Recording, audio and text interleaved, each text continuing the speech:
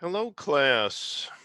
I thought that we would get the next lecture done. In fact, this lecture really is going to be looking at both the series and the parallel. And of course, we looked at how parallel resistors were, um, how they added together, as well as series resistors in the last lecture that we had. And I also want to talk about the current divider rule. And I call this the reverse lever rule. That's my rule, but I actually stole it from eutectic concentration. So inverse lever. Yeah, like I say, there is a same rule for eutectic solutions, and I applied it to because my undergraduate degree was in mechanical engineering and Japanese language and cultural studies. I had another degree in that too, but that really didn't apply. But this did, and of course, this was in material science, and I've done a lot of work in material science and eutectoid and eutectic, concentrations and stuff, and that is a rule that's used in that field, and I've sort of applied it here to the current divider rule too. So I want to point that out to you as well, so that we can figure out what the voltage is at each of these different places in here. In fact, if we wanted to really list what we're trying to find in here, we're trying to find I, we're trying to find I sub W, right? We're trying to find, I can't remember what that was. I,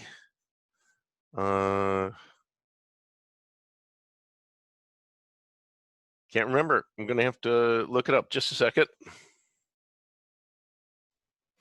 Okay, I'm back, and it was I sub Z. Sorry, I had to sort of go and look at the other lecture that I just did and see what the subscript was on that. So that was I sub Z, so that we can follow on from the last lecture. Now, we also found V sub G. I'm just going to put that there. But we also want to find V sub H, V sub J, V sub K, V sub L, and of course V sub M and V sub F. And I think that you already know what V sub M and V sub F are, right? So we can put those up there. We got V sub G. We know V sub F is going to be 100 because it's just a short circuit right from here all the way up to F. So V sub F is going to be 100 volts, right? We know there's going to be a voltage drop across G. And as a matter of fact, let me get my red pen here. So we know there's going to be a voltage drop across that first 100. We know there's going to be because the current is flowing in this direction, right? And we know there'll be a voltage drop across there. We know that the current is flowing down out of that node, and that's going to be a voltage drop there. And then we know that the current is flowing this way too. A part of the current, right? A part of the current is flowing this way. Not all of the current. And then that current, the same current that's flowing through there, is going to flow through here to cause a voltage drop across that. That same current is going to flow through the 180 ohm resistor, so we're going to have a voltage drop there. But this voltage drop here across the 680 ohm resistor is going to be the same as all three of these voltage drops that we have here, isn't it? And then we're going to have a last voltage drop here to get to M.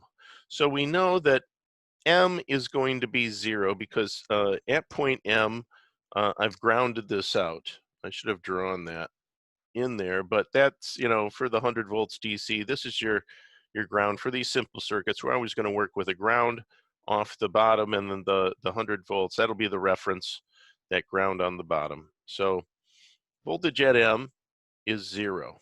So we've got voltage at F, we've got voltage at M equals 0 volts. Those were the pretty easy ones, but now we're going to have to figure out what all of these other ones are. Now, what is the current that's flowing through each of these different resistors? Well, the first current that flows through, I'm going to do this in blue, right? That is current I. Does everyone see that? That's right. So the current that's flowing through there is current I. Let's see, just a second. I want to there we go, so that I can see everything that you're seeing. Good. All right. So the current flowing through there is I. Now, is that the same current that's flowing through this 680 degree one? No. Ohm one? No. As a matter of fact, and I bet this green one doesn't work, but this is a different, oh, that green one works great. Look at that. That is a different current, right? Can't remember which current that was. I think that was I sub Z. Hope to God. So this current down here is I sub Z, and then this current that's flowing through here the other way, let's see if we have one other color pen in here. I have a gray. Is that going to work? That doesn't look too gray to me. That looks more like blue, but it's a sort of a different shade of blue, but not really going to work. We should have used the orange, I suppose, but anyway. So that's a different current that's going through there. The current is splitting up. And we know that from the equation that we had in the last lecture, right? We knew that the total current coming out of the source then breaks up into two currents, I sub Z plus I sub W. And we have to determine what those two currents are, all right? First of all, though, what we can do is we can find out what the voltage is at H. So I'm just going to put this aside, this equation that we have here, and let's look at the voltage at H.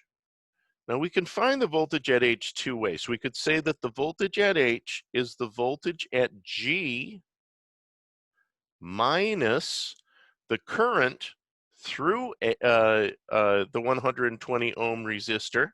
And we know what that current is. That current is the same current that comes out of the power supply, the 100 volt DC power supply. See, the current comes out here. It can't go anywhere. It goes through that first one, G. That's how we found the voltage at G. And then it goes through the second one. So we know that the same current is going through this 120 ohm resistor as is going through the 100 ohm resistor. So just going to subtract that off. So we know that current is 0.1028 amps, right? And we know that the resistance there is 120 ohms.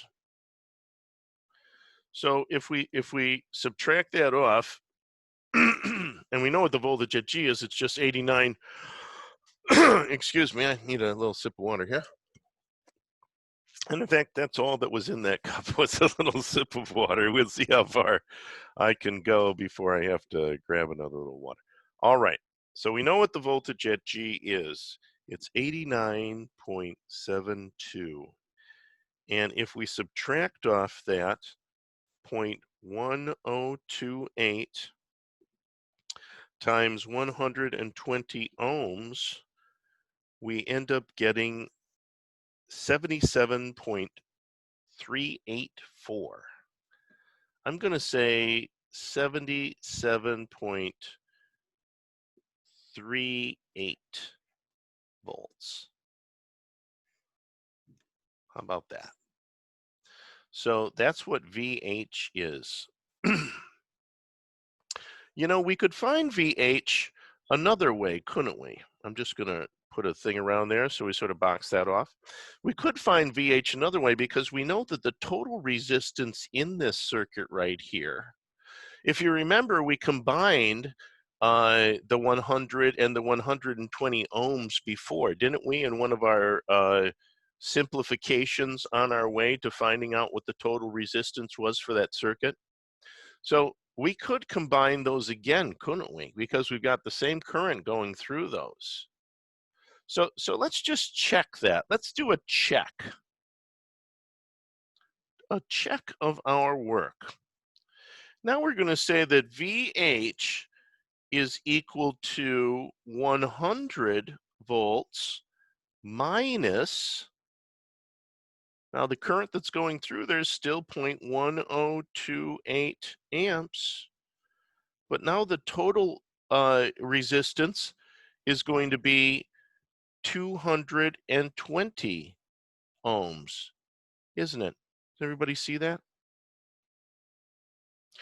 Now, what we would expect is that if I put in 0.1028 and multiply it by 220, as we know it's going to come out to be, it's going to come out to be 22.62.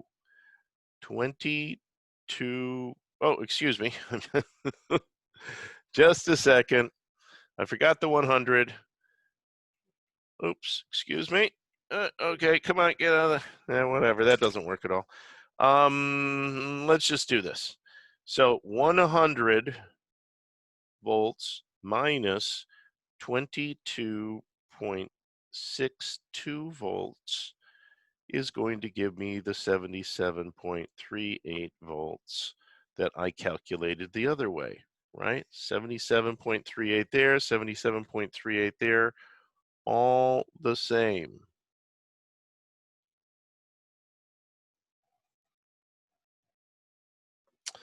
So we've got V sub G, we've got V sub H. You know, couldn't we also find V sub L?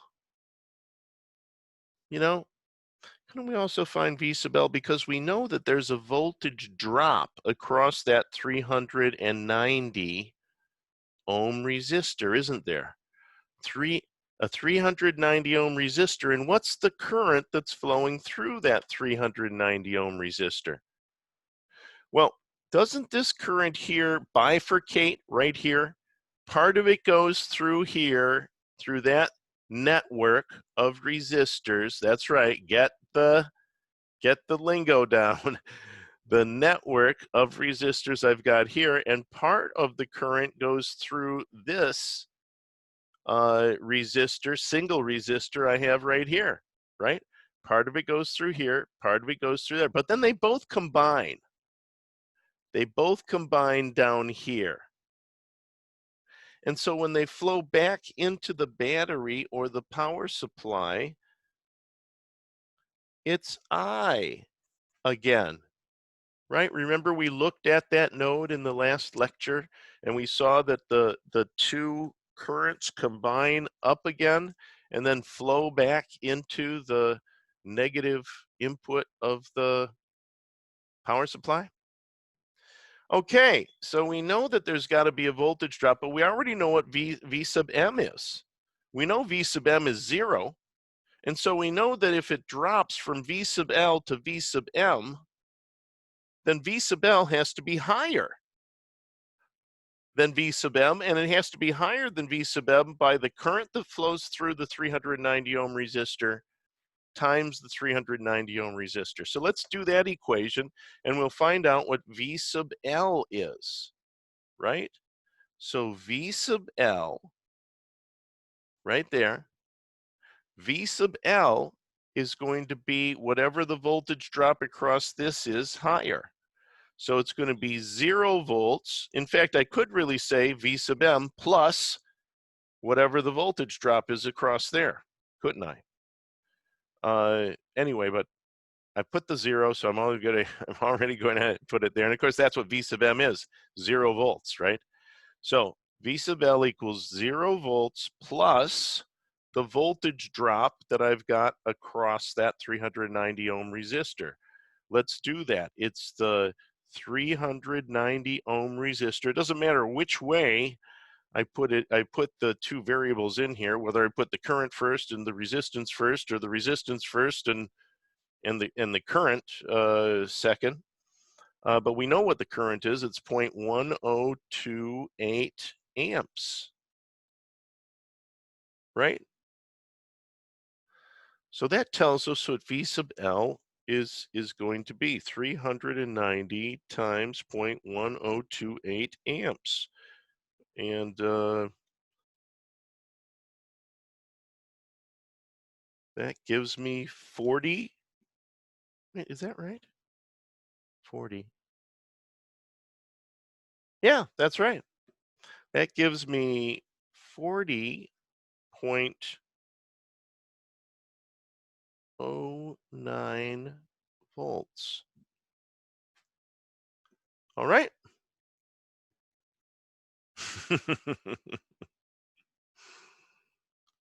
All right. Now, after that point, there's so many ways to attack this problem without using really any Kirchoffs laws or anything. You know, we're just finding the voltage drops across each one of these. Now, what we want to do is we want to look at what are the two currents? How do these two currents break up? And in fact, what I'm going to do now is I'm going to sort of separate the problem out here a little bit. I'm going to cut through the circuit right here from H to L. I'm going to cut that front part of the circuit off. In fact, I want to redraw the circuit, and I'm going to draw the circuit like this. Just part of the circuit I'm going to draw. This is still H.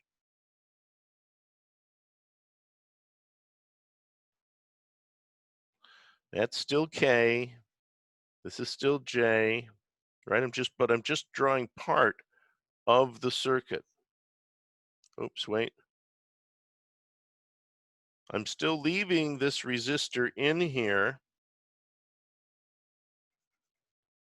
and I'm leaving that resistor in here too. And I'm just leaving, of course, that's still L. That's all connected just like it is. But what do we have here? What is that voltage up at the top? That voltage up at the top now is 77.38 volts, right? Everybody see that? And well, it's right above there, right? V sub H. Yeah, I'll use red because red really shows up well here. V sub H is now this point right here. That's H. So V sub H is right here, right? Because I've just taken that little bit, and I know that the voltage at H is 77.38. And that's just a little piece of wire that I've left there so that we know that that's 77.38, right? How about V sub L? Well, we know what V sub L is too, right? I should have circled this is what I should have circled and drawn it down there, but that's fine. We know what V sub L is too, 40.09. So let me write that down at the bottom. So 40.09. I'm really going to call that 40 volts, right? Wouldn't that be much easier? I mean, 40.09, that's pretty much rounded to 40.1. And if it's 40.1, then I can almost round it down to 40. It's pretty darn close. But because I use two decimal places after the 77 up here, and I use 4 significant digits, I'm going to use 4 significant digits down here. The number that followed that 9, by the way, was a 2. And that's why I kept the 9 rather than rounding that up to 40.01.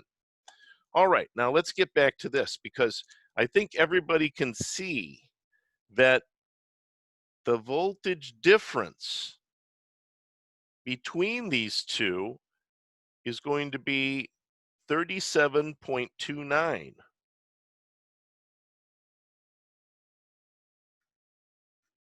Right? 37.29 volts.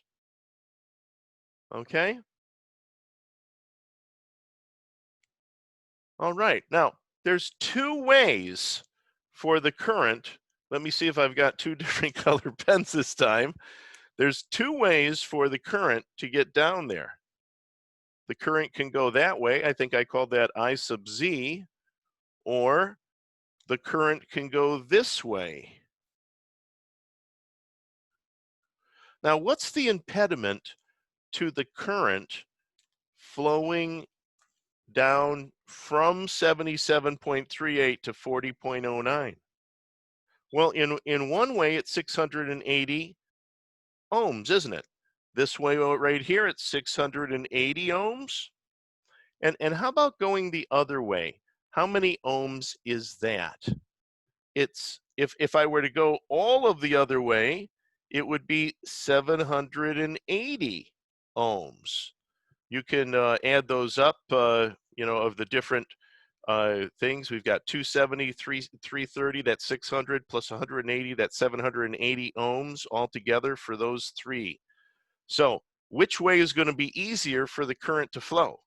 Do you think most of the current is going to flow through the 680 or most of the current's going to flow through the 780? What do you think? Let me put it to you this way. Let's say that I hitched up and one of these was 1 mega ohm and one of these was 1 ohm. In other words, one was a piece of copper wire and the other one was a piece of chalk. Which one would have more current flowing through it? I think everybody realizes the lower resistance is going to allow the greater current flow, right? With the same voltage difference. And isn't it the same voltage difference? Because one end of this 780 ohms series or 3 series resistance network here is connected between H and L, just like the 680 ohm resistor is connected. I find it hard not to write ohms between there, right? But there's not a lot of room on the paper, so I haven't always been writing ohms. Anyway, so we've got to find out what the current is. What is the current? I'm just going to put a little block here. What is the current that is flowing through that 680 ohm resistor? How can I find that out? You know, we've got Ohm's law, don't we? V equals IR. Well, doesn't I equal V between over the 680 volt resistor divided by the 680 ohm resistor? Right? What is the voltage across the 680 ohm resistor? Well, it's 77.38 at one end, and it's 40.09 at the other end, right? So the voltage across that resistor that we found out by doing our analysis up here is 37.29 volts. So 37.29 volts is the voltage across that resistor divided by 680 ohms is the resistance of the resistor. And that gives us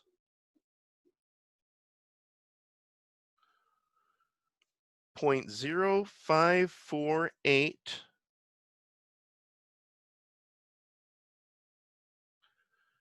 And then after the 8 is a 3. I suppose I could put the 3 there. We'll keep 4 significant digits. 0.0548 amps. Right? Okay. So what would that be? Now, why don't we write that in milliamps too? That would be 54.83 milliamps, because we like to work between 0 and 100 more than we like to work between whatever those are. Don't we? We just like it. If someone says, hey, you know, we don't tell them our weight in megagrams. No, of course we don't. We don't even use kilograms in this country. But anyway, 54.83 milliamps is the current that's flowing down through that 680 ohm resistor. So what does that leave? So that would be, I think that I called that I sub z. And we know from the equation that we have right here, let's put a star by that equation. We know, I'm just going to put a line underneath that. We know that I equals I sub w plus I sub z. And now we know two of the variables in that equation. So we can find out what I sub W is, because that's just going to be I minus I sub Z, which we just found out. So we've got 102.8 milliamps minus 54.83 milliamps, because that's going through the 680 ohm resistor, right? So 102.8 minus 54.83 gives us 47.97 milliamps that equals I sub W. So there you go. Let's see what we've got now. We've got I sub W, we've got I sub Z, we've got V sub G, we've got V sub H, we have V sub M, we have V sub L. We don't have V sub K, so let's circle that. We don't have V sub J. We don't have, oh yeah, we have V sub F. We've already got that. So the only two on our list that we don't have are V sub K and V sub J. Also, what I want to do is, we really haven't used this extra information, have we? I mean, we now know that I sub W is 47.97 milliamps. And I'd love you to rewrite that in amps, right? Because hey, be on top of your units. We also know that I sub Z is going to be 54.83 milliamps, don't we? Just going to connect those up. So we know what all of those currents are now that are flowing through all of those various different things. And the two things that we don't know still, that we want to find out, are what is V sub K and what is V sub J, right? What's V sub K and what is V sub J? How could I find that out? You know, we know what the current is that's going through here, I sub W, right? Isn't that how we found out what the current was that was going through here? We found out what that was, and then that gave us the current that was flowing through the other network too. We have two networks that the current divided through. One went through here, and one went through here. And even before we started, we said that, hey, there's going to be more current flowing through this. And there is. There's 54.83%, or 54.83 milliamps, whereas there's only 47.97 milliamps flowing through the other one, right? But, sorry, we know what the voltage drops are going to be now. We know what the current is, so we can figure out what the voltage drop is there. We can figure out what the voltage drop is there. We can figure out what the voltage drop is there. Right? Okay, so we're almost done. So let's do that. Let's figure out what the voltage is at J. So the voltage at J is going to be the voltage at H minus I sub W times whatever that resistor is right there, a 270 ohm resistor, right? Now I'm just going to put some numbers in there, because we know that V sub H is 77.38 volts. And then we're just going to subtract off, and I'm going to actually write this out so that you guys are following along with me. I sub W is 47, so it's going to be 0.04797 amps. Why am I doing that? Why do I do that when I use it in here? Because you always want to go back. You don't want to use milliamps and then lose 1,000 off someplace. No.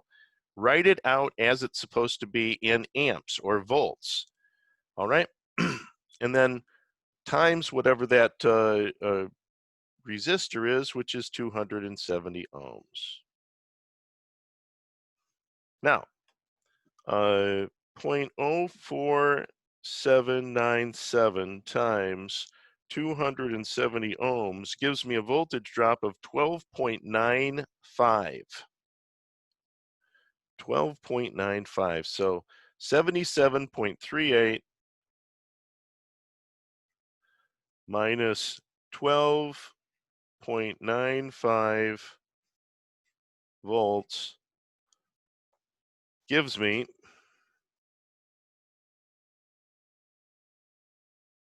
wait a second. Yeah. 64.43 volts, right? And that is V sub J. I'm just gonna put a thing around there for your notes. So now we know what V sub J is. That's the J right up here. Now we could actually get to V sub K one of two ways.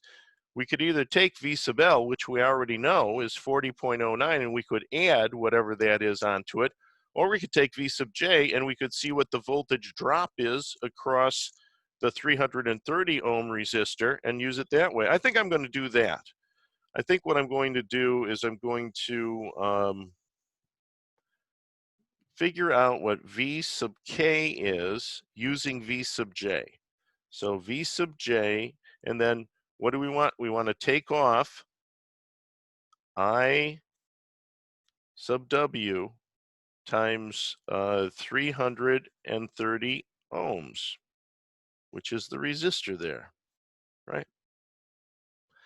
And so what that gives us is it gives us 64.43 volts minus, and again, I'll write this in here, 0.04797. Just get in the habit of doing that. That way you won't kill anybody.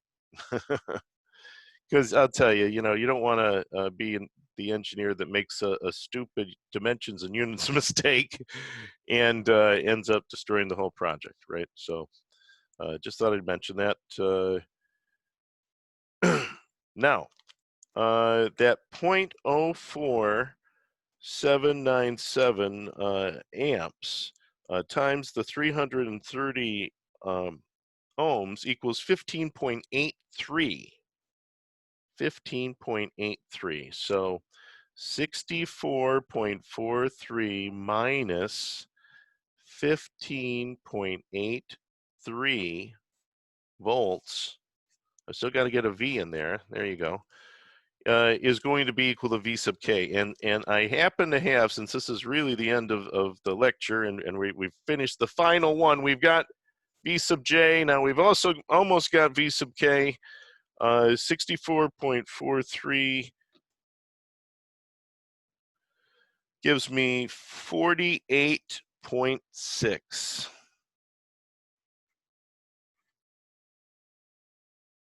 And I'm going to put a 0 after it because it rounds off right to 6. It's 0.5999. So what does that line above the 0 mean? That line means, and you're going to see this when you go out and work and on a variety of different plans and stuff.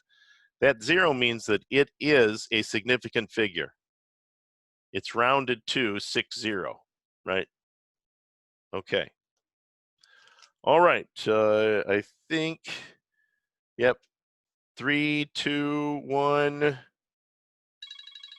Yep, it's ringing. So I think that's about it. We're going to talk about this same problem, and I like to talk about things where we've really sort of used numbers, we've really gone through it, and I want to address the same problem, but do it looking at Kirchoffs laws of voltage around a loop conservation and nodal current nodal conservation.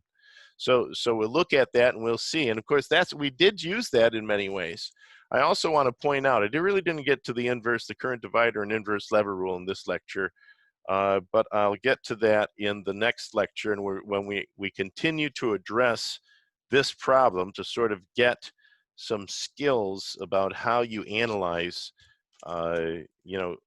series and parallel DC circuits. And we're also going to look at the power analysis in this circuit and see where the various different resistors are using a certain amount of power. What would the power rating have to be on those resistors in this circuit? Because we've got a fairly high voltage, right? I mean, that's 100 volts DC. So that's what we'll talk about in the next lecture. I'm going to stop this one here, though, so that I can easily upload it to the YouTube channel. All right.